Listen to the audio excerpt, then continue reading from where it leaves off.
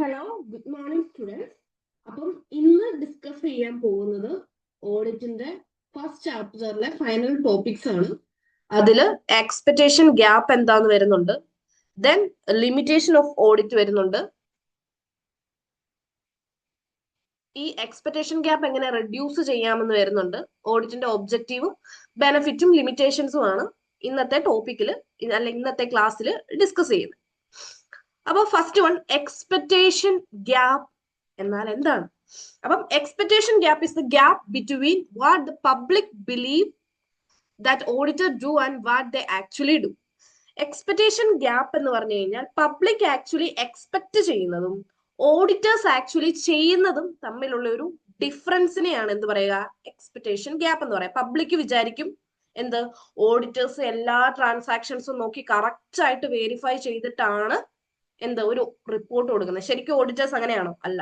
നമ്മൾ സാമ്പിൾസ് എടുത്തിട്ടാണ് ഒരു ഒപ്പീനിയൻ പ്രൊവൈഡ് ചെയ്യുന്നത്. അപ്പം പബ്ലിക് ആക്ച്വലി വിചാരിക്കുന്നതും എക്സ്പെക്ട് ചെയ്യുന്നതും ഓഡിറ്റേഴ്സ് ആക്ച്വലി ചെയ്യുന്നതും തമ്മിലുള്ള ഡിഫറൻസിനെയാണ് എക്സ്പെക്ടേഷൻ ഗ്യാപ്പ് എന്ന് പറയുന്നത്. അപ്പം the different types of expectation gap ഏതൊക്കെയാണെന്ന് ചോദിച്ചു കഴിഞ്ഞാൽ standard gap, performance gap and liability gap. അതിന് first one standard gap. Standard ഗ്യാപ്പിൽ എന്താ പറയുന്നത്?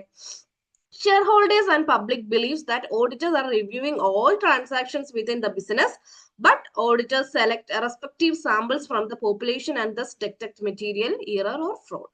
ഇതിൽ എന്താ പറയുന്നത്? സ്റ്റാൻഡേർഡ് ഗ്യാപ്പ് എന്ന് പറഞ്ഞാൽ ഞാൻ നേരത്തെ പറഞ്ഞ കാര്യം തന്നെയാണ്. ആക്ച്വലി പബ്ലിക് ബിലീവ് ചെയ്യും എന്ത്, അല്ലെങ്കിൽ അവിടുത്തെ ഷെയർ ഹോൾഡേഴ്സ്, സ്റ്റേക്ക് ഹോൾഡേഴ്സ് ബിലീവ് ചെയ്യും ഇവര് ഓഡിറ്റേഴ്സ് എല്ലാ ട്രാൻസാക്ഷൻസും നോക്കിയിട്ടാണ് ഒരു ഒപ്പീനിയൻ പറയുന്നത്. പക്ഷെ അങ്ങനെയാണോ ശരിക്കും? അല്ല. അവര് സാമ്പിൾ നോക്കി സാമ്പിൾസിന്റെ ബേസിസിലാണ് ഒരു ഒപ്പീനിയൻ പറയുക. Next one is performance gap.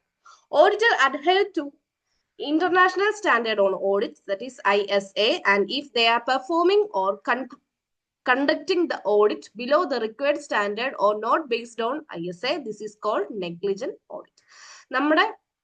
നമ്മൾ വിചാരിക്കുക ഓഡിറ്റേഴ്സ് ഇന്റർനാഷണൽ സ്റ്റാൻഡേർഡ് ഓൺ ഓഡിറ്റിന്റെ ബേസ് ചെയ്തിട്ടാണ് ഓഡിറ്റിംഗ് പെർഫോം ചെയ്യുന്നത് എന്ന്. പക്ഷെ അവരതിനെ ബേസ് ചെയ്തിട്ടല്ല ഓഡിറ്റിംഗ് പെർഫോം ചെയ്തിട്ടുണ്ടെങ്കിൽ അതിനെയാണ് നെഗ്ലിജന്റ് ഓഡിറ്റ് എന്ന് പറയുക. അടുത്താണ് liability gap.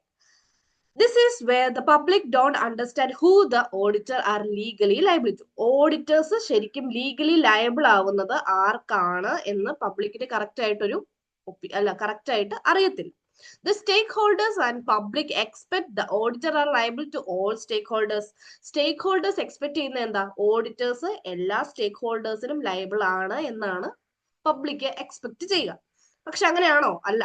only liable to shareholders and any third parties in case of any criminal or civil cases. എന്തെങ്കിലും കേസ് വരുവാണെങ്കിൽ മാത്രം ഷെയർ ഹോൾഡേഴ്സ് ആർക്കാണ് ലയബിൾ ആവുക? ഷെയർ ഹോൾഡേഴ്സിനും അല്ലെങ്കിൽ അതിൽ പറഞ്ഞിരിക്കുന്ന ഏതെങ്കിലും തേർഡ് പാർട്ടിക്ക് മാത്രമേ ഈ ഓഡിറ്റേഴ്സ് ലയബിൾ ആവത്തുള്ളൂ. അടുത്താണ് ഈ എക്സ്പെക്ടേഷൻ ഗ്യാപ്പ് നമുക്ക് എങ്ങനെ കുറയ്ക്കാൻ പറ്റുമെന്ന്. എക്സ്പെക്ടേഷൻ ഗ്യാപ്പ് എന്ന് പറഞ്ഞാൽ എന്താ? പബ്ലിക് വിചാരിക്കുന്നതും ആക്ച്വലി ഓഡിറ്റേഴ്സ് ചെയ്യുന്നതും തമ്മിലുള്ള ഒരു ഡിഫറൻസിനെയാണ് എക്സ്പെക്ടേഷൻ ഗ്യാപ്പ് എന്ന് പറയുന്നത്. അതെങ്ങനെ നമുക്ക് റിഡ്യൂസ് ചെയ്യാൻ പറ്റും എന്നാണ് ഇവിടെ പറയുന്നത്. Lengthen more informed audit report. Audit report കുറച്ചുകൂടെ ലെങ്തൻ ചെയ്യുക, അതിൽ ആവശ്യമുള്ള ഇൻഫോർമേഷൻസ് എല്ലാം പ്രൊവൈഡ് ചെയ്യുക. ബാൻ ആൻഡ് പാരഗ്രാഫ് യൂസ് ചെയ്യുക. Improving audit quality through ISA and IQCS, international quality control system use ചെയ്തും international standard on audit use ചെയ്തും അല്ലെങ്കിൽ അത് വെച്ചിട്ടും നമ്മൾ ആ ഓഡിറ്റിന്റെ ക്വാളിറ്റി ഇംപ്രൂവ് ചെയ്ത് കൊണ്ടുവരുവാണെങ്കിൽ നമുക്ക് ഈ ഒരു എക്സ്പെക്ടേഷൻ ഗ്യാപ്പ് ഒരു ലിമിറ്റ് വരെ റെഡ്യൂസ് ചെയ്യാൻ പറ്റും എന്നാണ് ഇവിടെ പറയുന്നത്. അടുത്താണ് ഓഡിറ്റിന്റെ ഒബ്ജക്റ്റീവ് എന്താണ്? എന്താണ് ഓഡിറ്റിന്റെ ഒബ്ജക്റ്റീവ്?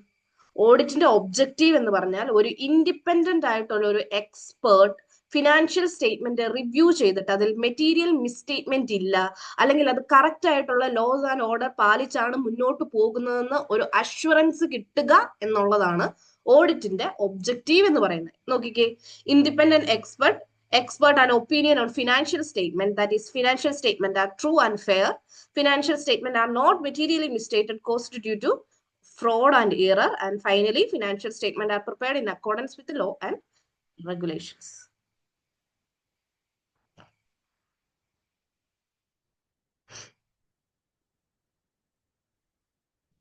അപ്പം ഈ ചാപ്റ്റർ 1ന്റെ ഫൈനൽ ടോപ്പിക്കാണ് benefit and limitation of audit. ഒരു ഓഡിറ്റിന്റെ ലിമിറ്റേഷൻസ് എന്തൊക്കെയാണ്, ബെനിഫിറ്റ്സ് എന്തൊക്കെയാണ്. ഒരു ഓഡിറ്റ് നമുക്കൊരു നമ്മുടെ കമ്പനിക്ക് ഒരു അഷുറൻസ് കറക്റ്റ് ആയിട്ടാണ് മുന്നോട്ട് പോകുന്നതെന്ന് ഒരു അഷുറൻസ് കിട്ടിക്കഴിയുമ്പോൾ അതിന്റെ ബെനിഫിറ്റ് എന്തൊക്കെയാണെന്നാണ് ഫസ്റ്റ് പറയുന്നത്. The business more able to raise finance raise ചെയ്യാൻ ബിസിനസ്സിന് കുറച്ചുകൂടെ ഈസി ആയിരിക്കും. കാരണം കറക്റ്റ് ആയിട്ട് റീപേ ചെയ്യുമെന്ന് ആർക്കറിയാം? ഫിനാൻസ് പ്രൊവൈഡേഴ്സിന് മനസ്സിലാവും, ഒരു ഓഡിറ്റിംഗ് കഴിഞ്ഞ കമ്പനിയാണെങ്കിൽ. ക്വാളിറ്റി ഇൻക്രീസ് ആവും, റിലയബിലിറ്റി ഇൻക്രീസ് ആവും, ക്രെഡിബിലിറ്റി ഇൻക്രീസ് ആവും. ഇൻവെസ്റ്റേഴ്സ് കുറച്ചുകൂടെ കോൺഫിഡന്റ് ആവും. അവർക്ക് അവിടുത്തെ ഇൻഫോർമേഷൻ, നമ്മൾ കൊടുത്ത കമ്പനിയിൽ നിന്ന് കൊടുത്ത ഇൻഫോർമേഷനിൽ കുറച്ചുകൂടെ ഒരു ഉറപ്പുണ്ടാവും. Then management can verify that their system are sound. മാനേജ്മെന്റിന് മനസ്സിലാക്കാൻ പറ്റും അവർ മുന്നോട്ട് പോകുന്നത് കറക്റ്റ് ആയിട്ടാണോ, ആൻഡ് അവരുടെ ഇന്റേണൽ കൺട്രോൾസ് ആയാലും ബാക്കി കാര്യങ്ങളായാലും എല്ലാവരും പ്രോപ്പർ ആയിട്ട് മുന്നോട്ട് പോകുന്നുണ്ടോ എന്നവർക്ക് മനസ്സിലാക്കാൻ പറ്റും. ദെൻ മാനേജ്മെന്റ് ഫ്രോഡ് ചെയ്യുന്നത് ഒരു ലിമിറ്റ് വരെ നമുക്ക് കുറയ്ക്കാൻ പറ്റും, എന്ത്, ഓഡിറ്റിംഗ് ഉണ്ടെങ്കിൽ. The auditor will highlight in deficiencies in their letter to management. അവിടെ എന്തെങ്കിലും ഡെഫിഷ്യൻസിയോ കാര്യങ്ങളോ ഉണ്ടെങ്കിൽ അത് മാനേജ്മെന്റ് ലെറ്ററിൽ ഓഡിറ്റേഴ്സ് അത് ഹൈലൈറ്റ് ചെയ്യുന്നതാണ്. ഇതൊക്കെയാണ് ഓഡിറ്റിന്റെ ബെനഫിറ്റ്സ് എന്ന് പറയുന്നത്. Finally limitations of audit. Limitations of audit എന്ന് പറയുമ്പോൾ first one, FS include subjective estimates other than judgemental matter and other judgemental matter. Okay, financial സ്റ്റേറ്റ്മെന്റിൽ നമ്മൾ ഡിപ്രീസിയേഷൻ ആണെങ്കിലും യൂസ്ഫുൾ ലൈഫ് കൺസിഡർ ചെയ്യാനാണെങ്കിലും ഫെയർ വാല്യൂ നോക്കാനാണെങ്കിലും അപ്പോഴൊക്കെ നമ്മുടെ എസ്റ്റിമേറ്റ്സ് എടുക്കേണ്ടി വരും, അല്ലെങ്കിൽ ഒരു അക്കൗണ്ടന്റിന്റെ ജഡ്ജ്മെന്റ് യൂസ് ചെയ്തിട്ട് ഒരു വാല്യൂവില് എത്തിച്ചേരേണ്ടി വരും. അപ്പം അതൊന്നും ചിലപ്പം കറക്റ്റ് ആവണമെന്നില്ല. അപ്പൊ അതൊരു ഓഡിറ്റിന്റെ ഒരു ലിമിറ്റേഷൻ ആണ്. അവരേത് വാല്യൂ ആണ് എഴുതുന്നത് അതായിരിക്കും എന്ന് നമുക്ക് വിചാരിക്കേണ്ടി വരും. Then evidence. ഓഡിറ്റേഴ്സിന് നമുക്ക് കിട്ടുന്ന എവിഡൻസ് പലപ്പോഴും പെർസ്വേസീവ് ആവും, കൺക്ലൂസീവ് ആയിരിക്കത്തില്ല. ഈ പെർസ്വേസീവ് എവിഡൻസും കൺക്ലൂസീവ് എവിഡൻസും തമ്മിലുള്ള ഡിഫറൻസ് എന്താ? കൺക്ലൂസീവ് എന്ന് പറഞ്ഞു കഴിഞ്ഞാൽ നമുക്ക് ആ ഒരു, ഫോർ എക്സാമ്പിൾ നമ്മളോട് പറയുവാണ് ഈ കമ്പനിയിൽ 10,000 വില വരുന്ന അസറ്റ്സ് ഉണ്ട്, ഓക്കെ, അല്ലെങ്കിൽ ഒരു 8 മെഷീനറീസ് ഉണ്ട് എന്ന് പറയുവാണ്. അപ്പൊ നമ്മൾ അവിടെ പോയി ഫിസിക്കലി അത് ഒബ്സർവ് ചെയ്ത് കഴിയുമ്പോൾ നമുക്ക് മനസ്സിലാവും, ഓക്കെ ഇവിടെ 7 മെഷീനറീസ് ഉണ്ട്.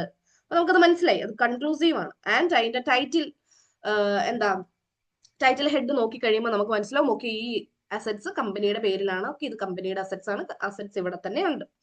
ദെൻ ചിലപ്പോൾ ചില സാഹചര്യത്തില് നമുക്ക് എവിഡൻസ് കിട്ടുന്നത് നമുക്കിങ്ങനെ ഉറപ്പിക്കാൻ പറ്റത്തില്ല, ഒരു ഡിസിഷൻ എടുക്കാൻ ഉറപ്പിക്കാൻ പറ്റത്തില്ല. വേറൊരു എക്സാമ്പിൾ പറയുവാണെങ്കിൽ, ഇപ്പൊ ഒരു കോടതിയിൽ കേസ് നടക്കുമ്പോൾ നമുക്കൊരു വീഡിയോ ക്ലിപ്പിംഗ് കാണിച്ചു തന്നു. ഒരാൾ ഒരു സാധനം വന്ന് മോഷ്ടിക്കുന്നതിന്റെ ഒരു വീഡിയോ ഫയൽ നമ്മളെ കാണിച്ചു. അപ്പൊ നമുക്ക് കൺക്ലൂസീവ് ആണ്, നമുക്ക് ഉറപ്പിക്കാം ഇയാൾ തന്നെയാണ് ഈ സാധനം എടുത്തത്.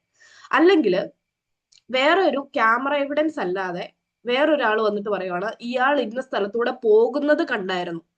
ആക്ച്വലി നമുക്കത് എവിഡൻസ് ആണ് എന്ന് പറഞ്ഞാലും നമുക്കതൊരു കൺക്ലൂഷനിലോട്ട്, ഒരു ഫൈനൽ ഡിസിഷൻ എടുക്കാനായിട്ട് നമ്മളെ സഹായിക്കുന്ന എവിഡൻസ് അല്ല. അതിനെ പറയുന്നതാണ് പെർസ്വേസീവ് എവിഡൻസ്. അടുത്തത്, do not test all transactions. നമ്മൾ ഒരു കമ്പനിയിലെ എല്ലാ ട്രാൻസാക്ഷൻസും ചെക്ക് ചെയ്തിട്ടല്ല ഒരു ഫൈനൽ ഡിസിഷൻ പറയുന്നത്, സാമ്പിൾസിന്റെ ബേസിസിലാണ്. And finally, representation from management have to be relied as a only source of evidence in some areas. ചില ഏരിയാസിൽ നമുക്ക് എവിഡൻസ് മാനേജ്മെന്റിന്റെ ആ ഒരു എൻക്വയറി നടത്തിയിട്ടോ അല്ലെങ്കിൽ അവരോട് ഒന്ന് ഡിസ്കസ് ചെയ്തത് മാത്രമേ ഒരു എവിഡൻസ് ആയിട്ട് വെക്കാൻ പറ്റുള്ളൂ ചില സാഹചര്യത്തിൽ.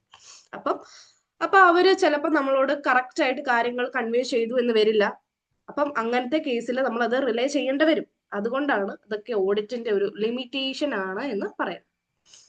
അപ്പം ഓഡിറ്റിന്റെ ഫസ്റ്റ് ചാപ്റ്ററിൽ ഇത്രയും കാര്യങ്ങളേ ഉള്ളൂ. ആൻഡ് ഒരു സിമ്പിൾ ചാപ്റ്റർ ആണ്, ഓഡിറ്റിന്റെ ഇൻട്രൊഡക്ഷൻ ചാപ്റ്റർ എന്ന് പറയാം. ഇതിൽ നിന്ന് എ പാർട്ടിൽ നിന്നൊക്കെ ക്വസ്റ്റ്യൻസ് വരാൻ ചാൻസ് ഉള്ള ഏരിയയാണ്. ഇതൊക്കെ നമ്മൾ കഴിഞ്ഞ ക്ലാസ്സിലൊക്കെ ഡിസ്കസ് ചെയ്ത് പോയിട്ടുള്ള ഏരിയ ആണ്. അപ്പം ഇത്രയേ ഉള്ളൂ ഓഡിറ്റിന്റെ first chapter, that is audit and assurance എന്ന ചാപ്റ്ററിൽ ഇത്രയും കാര്യങ്ങളാണ് പറയുന്നത്. Okay, thank U.